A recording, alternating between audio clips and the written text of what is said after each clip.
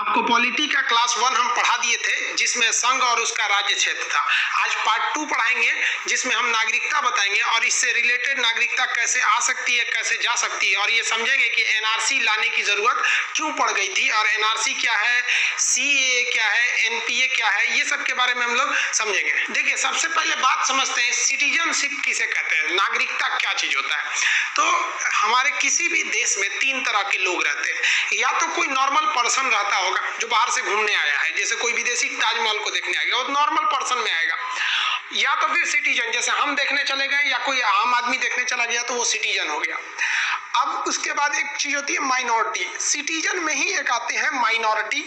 ये क्या होते हैं माइनॉरिटी? तो वैसे लोग जिनकी संख्या बहुत कम है, जिन्हें हम अल्पसंख्यक कहते हैं हिंदी में। अल्पसंख्यक 2 आधार पर हो सकते हैं, या तो उस धर्म को मानने वाले लोग कम हो तो उनकी संख्या कम हो गई तो धार्मिक आधार पर अल्पसंख्यक, या फिर भाषाई आधार पर अल्पसंख्यक हो। जैसे हम ताजमहल देखने गए, एक जैन धर्म वाले ताजमहल देखने गए, वो भी अल्पसंख्यक है। हालांकि मुस्लिम भी अल्पसंख्यक है। हिंदू धर्म भी कई राज्यों में नॉर्थ ईस्ट में अल्पसंख्यक में आ जाते हैं, वो लोग वहां पे भी, वहां क्रिश्चियन धर्म ज्यादा है। तो अभी बेसिक हम लोग ये समझेंगे कि सिटीजनशिप यानी नागरिकता क्या होती है। नागरिकता एक विशेष प्रकार का अधिकार है जो देश अपने यहाँ रह रहे लोगों को एक सर्टिफिकेट के रूप में देता है। जैसे आपका वोटर कार्ड जो है ना, वो एक तरह का नागरिकता का बहुत बड़ा प्रमाण हो जाता है। वह देश अपने नागरिकों को हर तरह के अधिकार देता है। उन्हें कानूनी अधिकार है, वो कहीं भी कुछ कर सकते हैं। उन्हें नौकरी का अधिकार है, वो किसी भी पोस्ट पे वो जॉब ले सकते हैं। उन्हें राजनीतिक अधिकार भी है, वो जाके कोई भी पार्टी का चुनाव लड़ सकते हैं, वोट डाल सकते हैं। लेकिन अगर नागरिक नहीं है ना, तो आप देश में आ सकते हैं, घूमेंगे, आपको कोई मारे पीटेगा नहीं। अगर कोई मार पीट भी दिया तो कानून उसको सजा देगी। जैसे कोई अमेरिका का आदमी आया घूमने, या पाकिस्तान का ही कोई आदमी अगर ताजमहल देखने आया, उसको जाके हम पीट देंगे तो पुलिस हमको सजा दे देगी कि तुम होते कौन उसको मारने वाले। तो उसे हर चीज दिया जाएगा। लेकिन कोई विदेशी व्यक्ति जो भारत का नागरिक नहीं है, वो यहाँ आके कोई बड़े पोस्ट पे नहीं आ सकता है। जैसे राष्ट्रपति, प्रधानमंत्री, सुप्रीम कोर्ट का जज, राज्यपाल, ये सब नहीं बन सकता है। ना ही वो यहाँ पर आकर कोई वोट डाल सकता है और ना ही खुद चुनाव में लड़ सकता है। तो बेसिक अधिकार यही है कि आप देश के नागरिक हैं या नहीं है, जीने आपको दिया जाएगा, आपको कोई मारपीट नहीं करेगा। लेकिन नागरिकों को कोई एकदम प्रीमियम लेवल का कुछ अधिकार है जिसे हम नागरिकता कहते हैं। नागरिकता का पहली बार सबसे पहले वर्णन किसी ने किया था, तो वो अरस्तु ने किया था। अरस्तु नागरिकता के बारे में बोला था। नागरिकता की चर्चा संविधान के 22 भाग में से दूसरा जो भाग है, भाग 2 में है। और भाग 2 में तो अनुच्छेद 5 से 11 तक, हम 1 से 4 तक पढ़ा दिए, आज 5 से 11 तक अनुच्छेद आप समझ जाएंगे। आपकी नागरिकता से कोई क्वेश्चन नहीं छूटेगा, हर एक चीज डाउट को क्लियर कर देंगे। नागरिकता की चर्चा अनुच्छेद 5 से 11 तक है। अनुच्छेद 5 सबसे पहले समझते हैं, ये क्या कहता है। ये कहता है कि संविधान के प्रारंभ में नागरिकता। संविधान का प्रारंभ, अब पहले समझिए प्रारंभ कब हुआ था। तो संविधान प्रारंभ हुआ था 26 जनवरी 1950 को। इसी दिन से संविधान पूरे देश में लागू हो गया। अब बात आई कि लागू हो गया तो हम किसे कहेंगे कि भारत के तुम नागरिक हो। बहुत से तो अंग्रेज भी उस वक्त तक भारत के थे, सब एनी बेसेंट भी उस वक्त भारत में थी लोग, तो ये लोग को क्या आप नागरिक बोल देंगे। और कौन कौन नागरिक है कौन नहीं है, उसी में भारत का विभाजन हो गया। तो इसके लिए अनुच्छेद 5 जो है वो 3 शर्तें दिया और कहा इन 3 शर्तों में से कोई एक भी शर्त अगर आप पालन कर लेते हैं तो हम आपको भारत का नागरिक कर देंगे। पहला कि उसका जन्म भारत में हुआ हो तो वो भारत का नागरिक है। अब देखिए 1950 में तो हम थे नहीं और ना ही मेरे पिताजी थे। मेरे पिताजी का जन्म वही 1960 के आसपास का है, 60-65 का। तो उस वक्त मेरे दादाजी होंगे, आप लोग को भी दादाजी होंगे आजादी के वक्त में। तो आपके दादाजी को नागरिकता किस आधार पर मिली? वो लोग जन्म से यहीं पर थे, यहीं उनका जन्म ही हुआ, इसलिए उन्हें नागरिकता मिल गई। लेकिन बहुत से ऐसे लोग थे उस वक्त जो आजादी की लड़ाई 1947 में चल रही थी, तो उस लड़ाई में वो अंग्रेजों का मुकाबला करने के लिए विदेशों में भी गए थे। आप देखे होंगे कनाडा में भी आंदोलन चलाया गया था, सैन फ्रांसिस्को में लाला हरदयाल ने भी वहां चलाया था गदर पार्टी। तो बहुत से क्रांतिकारी विदेशों में भी थे। तो क्या आप उन्हें नागरिकता नहीं देंगे इस आधार पर कि आप भारत में तो हैं, तो उनको भी तो देना पड़ेगा। वहां पे मान लीजिए उनके बच्चे जन्म लिए, यहाँ भले उनको आप दे सकते हैं कि वो भारत में जन्म लिए, लेकिन उनके बच्चे जो विदेश में जन्म लिए उन्हें भी देंगे कि नहीं। तो कहा गया कि उनके माता पिता का जन्म भी अगर भारत में हुआ होगा कब 1950 से पहले, तो वैसे व्यक्ति को भी नागरिकता दे दी जाएगी, भले वो विदेश में ही क्यों नहीं रह रहा है। एक और चीज कहा गया इसमें कि संविधान लागू किस दिन लागू हुआ? 26 जनवरी 1950। लागू होने से 5 साल पहले से ही अगर कोई रह रहा है तो लागू हुआ 1950, यानी अगर 1945 से या उससे भी पहले से कोई भारत में रह रहा है तो हम उसे भी नागरिकता दे देंगे। जैसे एनी बेसेंट थी, वो विदेशी थी, आयरलैंड की, भारत में बहुत काम किया, उन लोगों ने स्वतंत्रता में भी बहुत बड़ा योगदान रहा, तो उनको नागरिकता मिला इसके आधार पर। हम लोग के दादाजी को नागरिकता मिले, आप लोग में भी ज्यादातर लोगों को जन्म के आधार पर ही मिला होगा। तो अनुच्छेद 5 केवल जन्म के आधार पर नागरिकता देता है, ये तीनों का होना जरूरी नहीं है, मेनली कोई एक हो सकता है तो आप नागरिक हैं भारत के। देखिए आप अनुच्छेद 6 और अनुच्छेद 7 को समझते हैं। वर्तमान समय में अनुच्छेद 6 और अनुच्छेद 7 का कोई विशेष औचित्य नहीं है, इसे उस समय के जो विभाजन था तो विभाजन को ध्यान में रख के बनाया गया था, क्योंकि 1947 में जब देश का विभाजन हुआ था तो बहुत से लोग पाकिस्तान से भारत में आए थे, जैसे आसाराम बापू और भी बहुत लोग आए थे, और भारत से भी बहुत से लोग पाकिस्तान में जाके बस गए थे। तो इसमें बहुत ज्यादा मारकाट भी होने लगा, अराजकता फैल गई। तो इसको देखते हुए भारत सरकार आजादी के 1 साल बाद यानी 1948 में, तो 19 जुलाई 1948 को एक रूल लागू कर दिया जिसे कहते हैं परमिट नियम। परमिट नियम का मतलब है कि अगर आप भारत से पाकिस्तान जा रहे हैं ना तो यहाँ लिखवा के जाइए कि हम अब भारत छोड़ के जा रहे हैं, और अगर पाकिस्तान से भारत में आए ना तो नहीं कि सड़क से घुस जाए, वहां भी किसी ऑफिसर रहते थे उनसे लिखवाना पड़ेगा। तो ये परमिट लग गया। अब जो अनुच्छेद 6 है ना वो इसी परमिट नियम पर आधारित है। कहा गया है कि वैसे व्यक्ति जो पाकिस्तान से भारत आ रहे हैं, याद रखिएगा अनुच्छेद 6 कहता है ये उन्हीं लोगों पर लागू होता है जो पाकिस्तान से भारत आए थे उस वक्त। अब इसमें भी 2 तरह के लोग थे, कुछ लोग वैसे थे जो ये परमिट नियम लगने से पहले ही आ गए थे, तो उनके लिए झमेला ही नहीं है, भाई साहब परमिट नहीं है घुस जाओ, अब कोई रोक टोक करने वाला नहीं है, घुस जाओ, जैसे ट्रेन में कोई टीटीए नहीं है घुस जाओ, कोई दिक्कत नहीं है। तो वो लोग जो 19 जुलाई 1948 ये डेट क्यों रखा गया? क्योंकि ये परमिट डेट था, इससे पहले परमिट नहीं था। तो जो इससे पहले आ गए उनको तो टेंशन ही नहीं है, आ जाओ भाई तुम भारत के नागरिक हो गए। लेकिन जब ये परमिट नियम लग गया तो 19 जुलाई 1948 के बाद अगर कोई आता है तब कहा जाता है कि भाई साहब आप जब परमिट आएंगे, अब आप 19 जुलाई 1948 के बाद तो परमिट भरिए, और अभी आप 6 महीना इंतजार कीजिए, परमिट भरने के 6 महीने बाद आपको नागरिकता मिलेगी, इतने आराम से नहीं मिल जाएगी। तो ये बेसिकली उन लोग के लिए था जो पाकिस्तान से आए थे, इसमें भी जो पहले आ गए उनके लोग के लिए कोई दिक्कत नहीं, परमिट के बाद आओगे तो भी दिक्कत नहीं है, बस 6 महीना आपको रुकना पड़ेगा। अभी इस अनुच्छेद का कोई विशेष महत्व नहीं है। देखिए आर्टिकल 6 ये तो बता दिया कि पाकिस्तान से जो भारत आएगा उसे नागरिकता मिलेगी या नहीं, लेकिन भारत से बहुत से लोग भारत को छोड़कर पाकिस्तान चले गए थे, लेकिन उनका मन नहीं लगा तो वो वापस आएंगे। तो संविधान उन लोग को भी जगह दिया, और संविधान कहता है कि भारत से पाकिस्तान गए लोगों की नागरिकता कब मिलेगी? ध्यान से समझिए, 1 मार्च 1947 यानी आजादी के जस्ट पहले, 1 मार्च 1947 के बाद कुछ लोगों को लग गया कि नहीं अब देश का विभाजन हो जाएगा, क्योंकि एक माहौल बन गया था कि देश का विभाजन हो जाएगा। तो उन लोगों ने कहा कि काम करते हैं, जब विभाजन होगा ही तो अभी हम चलते हैं, यानी विभाजन से थोड़ा पहले ही 1 मार्च 1947 को कुछ लोग पाकिस्तान चले गए और वहां जाके बस गए।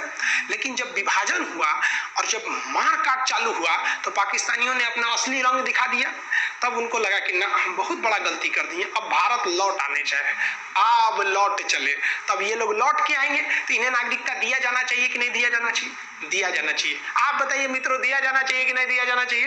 एकदम दिया जाना चाहिए। क्यों? क्योंकि अगर सुबह कोई व्यक्ति अपना घर छोड़ के चला जाता है और गलती एहसास करके शाम को लौट आता है तो उसे भूला हुआ नहीं कहते, भटका हुआ है, वापस आ जाएगा। लेकिन उसे कहा गया कि ठीक है भाई साहब, आप 1 मार्च 1947 के बाद पाकिस्तान चले गए, ये सोच के कि आपके लिए एक अलग देश बन ही रहा है, लेकिन अब आप भारत आए हैं, कोई बात नहीं, आइए, लेकिन अब आपको फिर से 6 महीने के लिए रजिस्ट्रेशन भरना पड़ेगा। 6 महीना इंतजार करिए, हम आपको नागरिकता दे देंगे, क्योंकि हम हिंदुस्तानी हैं, हमारा दिल बहुत बड़ा है, वसुधैव कुटुंबकम की संस्कृति यहाँ आदिकाल से चली आ रही है। तो 6 और 7 को अभी के वक्त में आप सीरियसली नहीं लीजिए, ये किसी एग्जाम में नहीं पूछता है, क्योंकि ये उस वक्त की तत्काल स्थिति को कंट्रोल करने के लिए था, अभी इसका कोई औचित्य नहीं बनता है। अब अनुच्छेद 8 क्या कहता है? अनुच्छेद 8 कहता है कि भारत के बाहर रह रहा कोई व्यक्ति है, जैसे मान लीजिए कोई व्यक्ति गया भारत के बाहर, कोई हमारे राजदूत है अमेरिका में काम कर रहे हैं, इंजीनियर डॉक्टर लाखों भरे हैं सब, अमेरिका जापान जर्मनी कहीं भी, अब वो वहां है और वहां उनका कोई बच्चा का जन्म हुआ, अब वो बचवा जो छोटका हुआ है वो भारत का नागरिक होगा कि नहीं होगा? तब वो भी भारत का नागरिक होगा। तो भारत के बाहर रह रहा बच्चा भारत का नागरिक होगा यदि उसके माता पिता भारतीय हैं तब। ऐसा नहीं है कि भाई लेकिन भारतीय रहना चाहिए, ऐसा नहीं है कि भारतीय नहीं है। तो बाहर में भी अगर कोई बच्चा है तो उसमें कोई टेंशन नहीं है, उसके यदि माता पिता भी भारतीय हैं तो भी उन्हें नागरिकता दे दी जाएगी। इसको विशेष रूप में ध्यान में रखा गया था, किसके लिए? वैसे स्वतंत्रता सेनानी जो बाहर में लड़ाई लड़ रहे थे, जैसे ब्रिटेन में इंडिया हाउस की स्थापना किया गया था, बहुत सारे लोग विदेश में क्रांतिकारी आंदोलन को चला रहे थे। अब वहां पे वो लोग विदेश में सेटल थे और वहां उनका बच्चे का जन्म हुआ, तो भाई उनके भारतीय माता पिता तो मूल रूप से भारतीय थे, तो उन लोग को भी अनुच्छेद 8 के तहत नागरिकता दे दी जाएगी। देखिए अनुच्छेद 5 से अनुच्छेद 8 जो अभी आप देखें, ये केवल और केवल उस समय की स्थिति को कंट्रोल करने के लिए बनाया गया था। इनफैक्ट रियलिटी में संविधान निर्माताओं ने नागरिकता पर कोई कानून नहीं बनाया, उन्होंने उस वक्त की स्थिति को देखकर एक टेम्पोररी कानून बना के चले गए और उन्होंने अधिकार दे दिया संसद को। अब आगे समझिए अनुच्छेद 9 में क्या कह रहा है कि कोई भी व्यक्ति अगर कोई विदेशी नागरिकता ले लेता है, अगर कोई मान लीजिए भारत का नागरिक है, विदेश में रहता है, उसके माता पिता भारतीय हैं तो कोई दिक्कत नहीं है, लेकिन अगर वो विदेश गया है और वहां जाके विदेशी नागरिकता ले लेता है तब उसे भारत की नागरिकता नहीं दी जाएगी। भारत का नागरिक अगर विदेश जाकर विदेशी नागरिकता ले लिया तो भारत की नागरिकता खत्म कर दी जाएगी। ये ध्यान से रखिएगा, ये कई बार पूछता है। इसका ऑप्शन नंबर सी सही होता है, कहता है कोई व्यक्ति भारत का नागरिक नहीं रहेगा। ऑप्शन सी पे लिखा रहता है यदि उसने स्वेच्छा से विदेशी नागरिकता अर्जित कर ली हो तो आप ऑप्शन सी लगा के आएंगे। अब अनुच्छेद 10 देखिए, ये काफी इंपॉर्टेंट है। अनुच्छेद 10 कहता है कि नागरिकता का बना रहना जब तक अन्यथा कार्य न करे, मतलब कोई भी व्यक्ति की नागरिकता आप ऐसे नहीं खत्म कर सकते हैं जब तक वो कोई गलत काम नहीं किया हो। वैसे गलत काम का मतलब संसद ने जिस काम को मना करने को कहा हो, जैसे इंडिया चाइना में युद्ध हो गया, अब आप चाइना के फेवर में जाके बोलिए, भगा देगा आपको, भाग तो रहा तू नागरिक नहीं है। पाकिस्तान से लड़ाई हो गया, पाकिस्तान जिंदाबाद कहिए, नागरिकता खत्म कर देगा, भागो तुम यहाँ के नागरिक नहीं हो। तो आपकी नागरिकता बनी रहेगी, कोई नहीं छीन सकता है जब तक आप देश विरोधी काम नहीं करते हैं। तो ये बहुत जरूरी था, संविधान वालों ने इसको बनाया, नहीं तो पता चला कि अगर ये नहीं रहता तो धज्जी उड़ा देता है। जैसे मान लीजिए अभी गवर्नमेंट में बीजेपी है, बीजेपी को डर है इसी बात का ना कि कहीं दोबारा कांग्रेस ना आए, तो अमित शाह दिमाग लगाते ससुरा कहीं के जितना कांग्रेस के नेता है नागरिकता खत्म कर दो, चुनाव में नहीं लड़ोगे, जीतेगा कौन? ऐसा हो सकता है कि नहीं हो सकता? या फिर कोई भी, भाई हम किसी एक पार्टी को नहीं कह रहे भाई, अभी ना बीजेपी के पास है, सपोज मान लीजिए कांग्रेस रहती या कोई और पार्टी रहती तो दूसरे पार्टी की राजनीति वही खत्म कर दो, नागरिकता कि भाई कोई नहीं रहेगा, रेस में अकेले दौड़ो, हम ही आएंगे फर्स्ट। तो संविधान वालों ने कहा कि ना भाई साहब, आप ऐसे ही किसी व्यक्ति की नागरिकता खत्म नहीं कर सकते। तो आपका नागरिकता का अधिकार बना रहेगा जब तक आप इधर उधर चक्कर पकड़ नहीं करेंगे तब तक। और अनुच्छेद 11 में कह दिया गया है कि नागरिकता संबंधी कानून एक बढ़िया सा कानून संसद बनाएगी और संसद का गृह मंत्रालय। तो अनुच्छेद 11 कहता है कि नागरिकता संबंधी कानून बनाने का अधिकार संसद को है, लेकिन क्वेश्चन पूछेगा संसद के किस मंत्रालय को है? तो गृह मंत्रालय को है, वही होम मिनिस्ट्री इसको बनाती है आपके नागरिकता का कानून। अब आप इसे फटाफट रिवाइज कीजिए एक झटके में। देखिए अनुच्छेद 5 क्या कहता है? प्रारंभ में नागरिकता जिनका जन्म हुआ उनको मिल गया। 6 क्या कहता है? पाकिस्तान से जो भारत आया उसको दे दीजिए। 7 क्या कहता है? जो गलती से पाकिस्तान चल गया था वापस आएगा, वह इंडियन जो पाकिस्तान से वापस आ जाएगा उसे भी मिल जाएगा। 8 क्या कहता है? विदेश में रहने वाले लोगों को भी नागरिकता दी जाएगी बशर्ते उनके माता पिता भारतीय हो। और 9 क्या कहता है? अगर विदेश में जन्म लिए हैं, माता पिता भले भारतीय लेकिन वहां का अपना लिए तो गए, क्या कहता है लगी सटल तो गईला, यानी विदेश में सट गए तो यहाँ का चल गए। तो 9 वाला कहता है सटल तो गईला। 10 कहता है नागरिकता का बना रहेगा, आपको कोई नागरिकता नहीं छीनेगा। 11 कहता है कि संसद का जो गृह मंत्रालय है वो नागरिकता का कानून बनाएगा। अब यहां से समझिए, यहां मेन कहानी शुरू होता है। संविधान वालों ने नागरिकता का कानून वही बनाया था जो उस समय विभाजन हो रहा था उसको ध्यान में रखते हुए, लेकिन उन्होंने संसद को अधिकार दिया था कि भाई अब आप अच्छे से सोच समझ के बनाइएगा। तो संसद ने पहला नागरिकता अधिनियम 1955 में लाया था। क्वेश्चन पूछेगा कि नागरिकता देने लेने का विस्तृत जानकारी क्या मूल संविधान ओरिजिनल संविधान में था? नहीं, पहली बार अधिनियम कब आया? 1955 में। अब 1955 के बाद ऐसा तो हो नहीं सकता कि आप कोई भी चीज परफेक्ट बना सकते हैं। दुनिया का कोई भी चीज परफेक्ट नहीं हो सकता, उसमें हमेशा सुधार की जरूरत रहती है। तो जो 1955 में बनाया गया था उसमें कुछ कमियां थी जिसे 1986 में सुधारा गया। तो क्वेश्चन कहेगा नागरिकता में पहली बार सुधार कब हुआ था? तो 1986 में।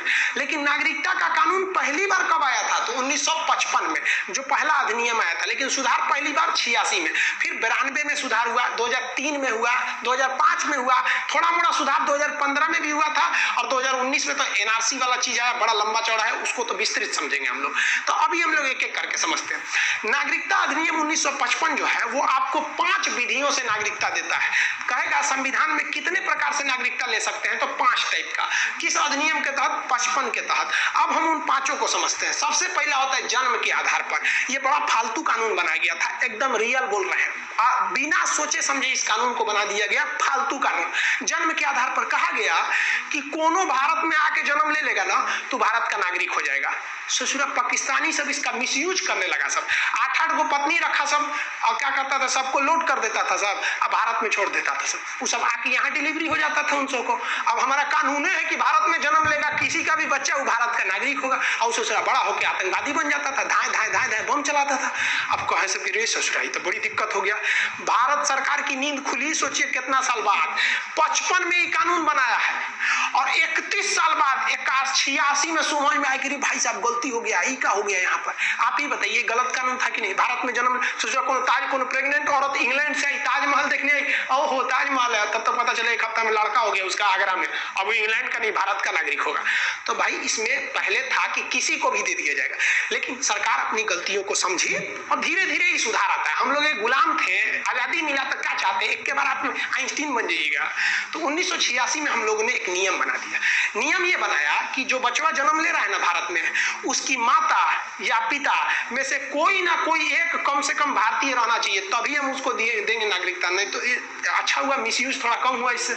इसके बाद इसमें एक और सुधार किया गया 2003 में कहा गया कि देखिए माता पिता में से कोई एक नागरिक होनी चाहिए, लेकिन दोनों की नागरिकता वैलिड होना चाहिए, इनवैलिड नहीं होना चाहिए। मतलब धोखे से नागरिकता नहीं अर्जित करिए। कैसे? ध्यान से समझिए। पाकिस्तानी कैसे मिसयूज करने लगे सब।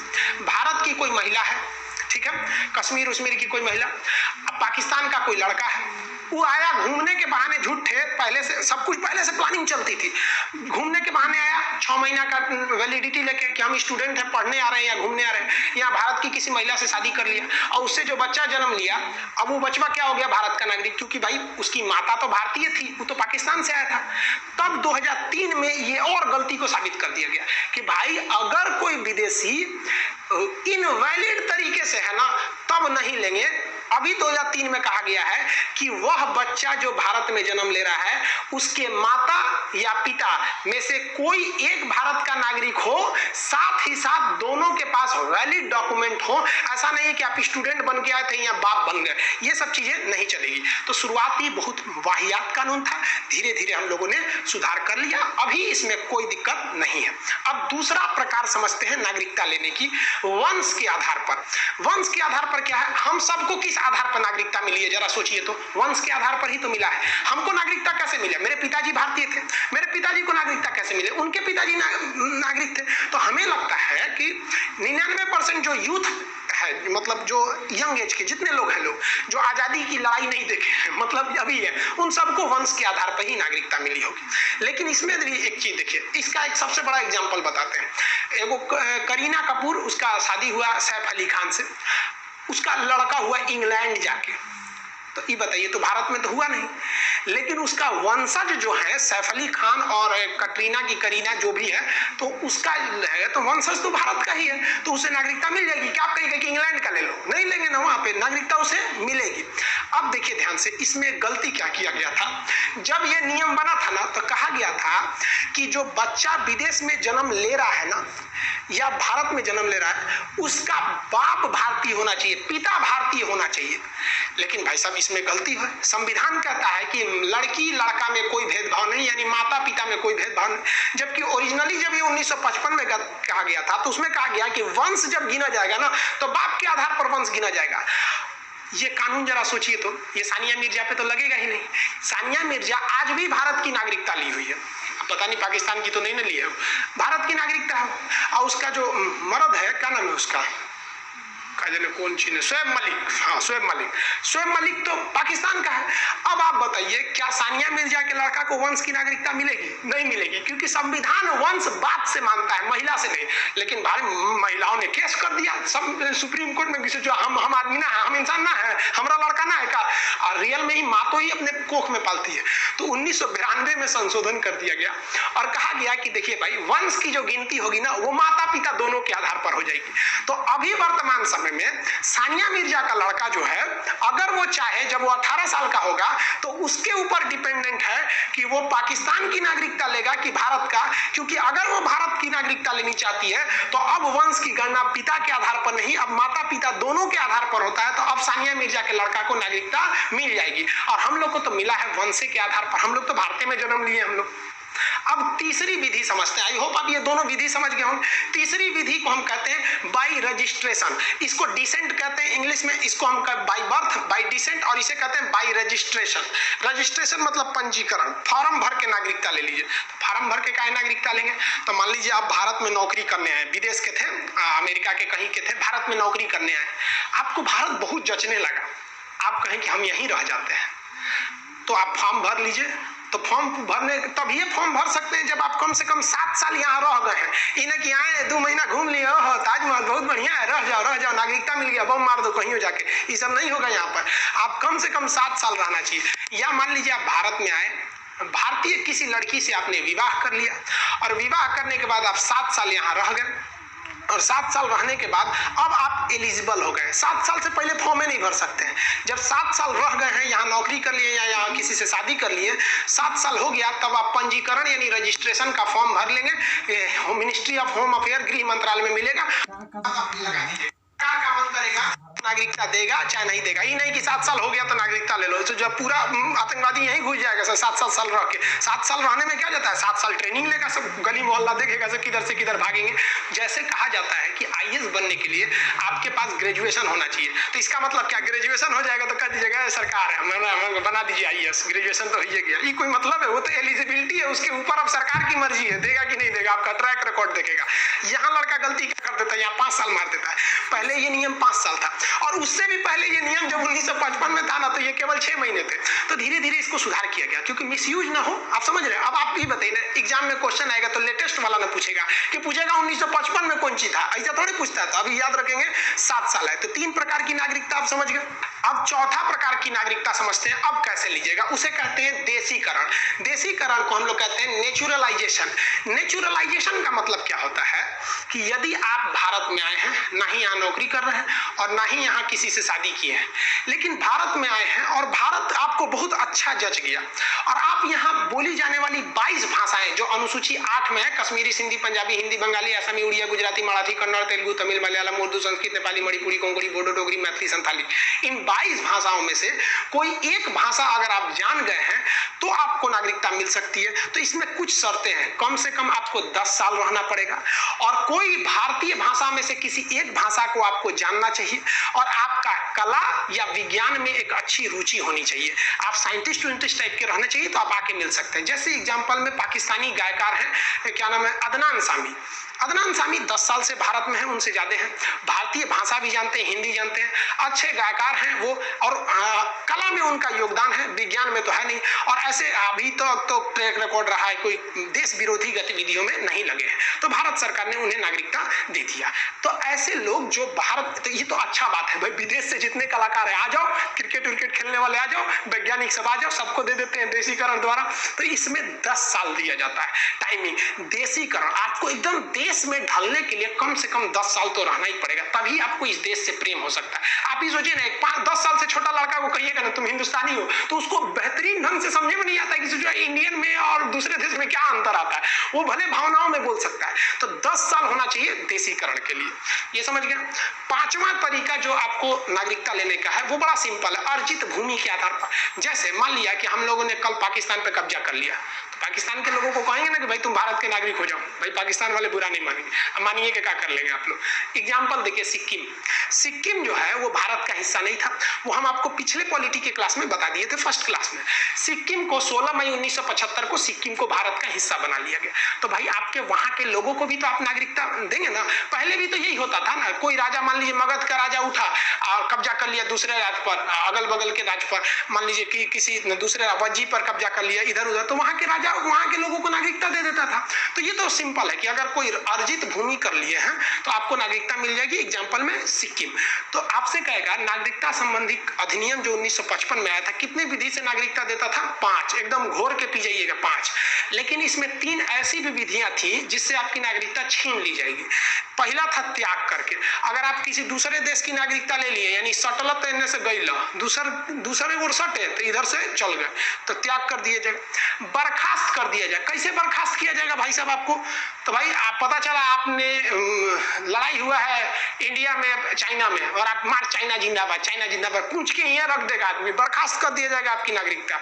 मान लीजिए आप पागल हो गए, एकदम मेंटली डिस्टर्ब हो गए, कोई राष्ट्रपति आ रहा है, मान लीजिए व्लादिमीर पुतिन आ रहे हैं दिल्ली में, आप ओके देख मुंह पे थूक दीजिए, ले थू। भाई पुतिन कहेगा ना कि भारत का नागरिक हमरे ऊपर थूक दिया, ऐसा नहीं ना होता। भारत सरकार नागरिकता खत्म कर देगी, पागल है, उसे सिर्फ भगा को पागल है, इसको बस जिंदा रहने दो, बाकी इसके बाद का कोई बुराई ये कहीं का नहीं है, ना ये हिंदुस्तानी है ना पाकिस्तानी है, ये पागल है। तो उल्टा सीधा काम करेंगे, सनक उनक जाएंगे ना, तो आपकी नागरिकता को बर्खास्त कर दिया जाए। वंचित कर देना, आपकी नागरिकता वंचित कर दिया जाएगा। मान लीजिए कि आप भारत में आए थे और 7 साल रहबे नहीं किए थे, झूठे दिखा दिए कि हम 7 साल से देश हमको दे दीजिए पंजीकरण द्वारा, या मान लीजिए 2 साल है, आप कह रहे हैं कि 10 साल से हैं, फर्जी सर्टिफिकेट बना लिए हैं, देशीकरण से ले लिए, बाद में पता चलेगा ना तो सरकार आपको वंचित कर देगी कि भगा इसको फर्जी है यहाँ पे। या फिर आप भारत के नागरिक हैं कि विदेश में जाकर 7 साल बस गए कहीं उधर कंटिन्यू, तो भी यहाँ से वंचित कर दिया जाएगा। तो 5 विधियां हैं आपको नागरिकता देने की, और 3 विधियां हैं आपकी नागरिकता छीन के लतिया देने की। किसी व्यक्ति की नागरिकता खत्म हो जाने का मतलब ये हरगिज नहीं है कि उसे हिंदुस्तान से बाहर निकाल दिया जाएगा, उसे जीने का अधिकार छीन लिया जाएगा, नहीं। उसे 2-3 अधिकार छीने जाएंगे, एक वोट डालने का, एक चुनाव लड़ने का, यानी ये दोनों को हम राजनीतिक अधिकार करते हैं, ये छीन लिया जाएगा। और कुछ कानूनी अधिकार है, जैसे बड़े बड़े पोस्ट पर जज नहीं हो सकता है, पुलिस में नहीं हो सकता है, राष्ट्रपति प्रधानमंत्री नहीं हो सकता, ये सब नहीं हो सकते। बाकी आप भारत में रहिए, कमाइए, खाइए, कोई दिक्कत नहीं, आधार कार्ड नहीं बनेगा आपका। आप जो क्वेश्चन फटाफट पूछते हैं उसको देखिए।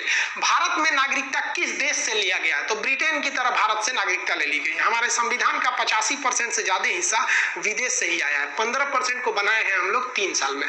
तो ये हो गया ब्रिटेन से। हमारे पास किस प्रकार की नागरिकता है? तो हमारे पास जो है एकहरी नागरिकता है। एकहरी नागरिकता का मतलब है आपके पास केवल हिंदुस्तान की नागरिकता है, लेकिन आप कहीं ना कहीं किसी राज्य में रहते होंगे। जैसे मान लीजिए कोई राजस्थान में रहता है, तो वो ये नहीं कह सकता कि भाई हम राजस्थान के भी नागरिक हैं, भारत के भी नागरिक हैं। वो ये कहेगा कि हम राजस्थान के निवासी हैं और भारत के नागरिक हैं। जैसे बिहार में है तो बिहार का निवासी या आवासी है और भारत के नागरिक है। आप कभी बनाएंगे यूपी की नागरिकता दे दीजिए, फाड़ के फेंक देगा। भारत में दोहरी नागरिकता थी जम्मू कश्मीर में, उसके बाद जम्मू कश्मीर की भी नागरिकता थी, भारत की भी थी, लेकिन अब वो खत्म हो गया और हम लोग के लिए अच्छा पढ़ाने में आराम है। अब भाई पूरे भारत में एकहरी नागरिकता काम खत्म, एक ही नागरिकता ले सकते हैं। अब कुछ लड़कों को कंफ्यूजन होती है, एकहरी नागरिकता का मतलब एक के देश की नागरिकता, आप हिंदुस्तान और चाइना दोनों का नहीं रख सकते। भाई साहब इसका मतलब नहीं होता एकहरी नागरिकता। ऐसा तो कहेंगे तो पूरी दुनिया में ऐसा कहीं नहीं है कि आप 2 देशों की नागरिकता एक साथ रख सकते हैं। अभी थोड़ा सा विवाद हो गया था ना अक्षय कुमार के इशू को लेकर, थोड़ा बहुत कि वो मतलब कनाडा वाला इशू नॉर्मल था, वो कोई बहुत बड़ा इशू नहीं था। तो देखिए ये अब यहाँ आगे समझते हैं कि अधिनियम कब आया था। तो 1955 में ये अधिनियम आया था।